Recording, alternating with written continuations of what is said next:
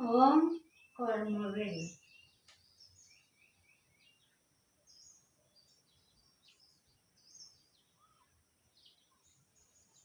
তুমি কি স্বয়ং অতুল সমৃদ্ধির আকর্ণ হও?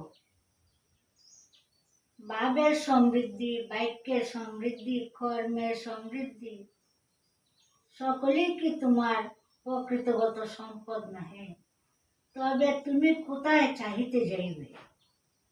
তবে তুমি কাহার কুসামুদি করিয়া রাজার ছেলে হইয়াও মুচির ঘরে কলম পেশা বৃত্তি যাচিয়া রইবে? যাহারা গদের মতন শুধু গলদকরণ করিয়াই যায়, তাহারা ভাব জগতের কেরানি ছাড়া আর কি? মহাজনের সুদের হিসাব কষিয়া কষিয়া জন্মযুগ খেওয়াইলেও তাহাদের আপন ঘরে একটা কণা করিও যায় না।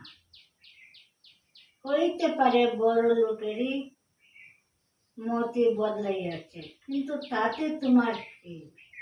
তুমি বা কেমন কোন ছোট্ট লোকটা?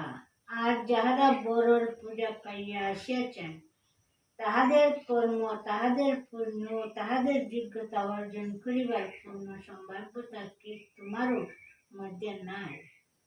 শুধু বাহির করো, ভিতরকে প্রকাশিত করো, অন্তরকে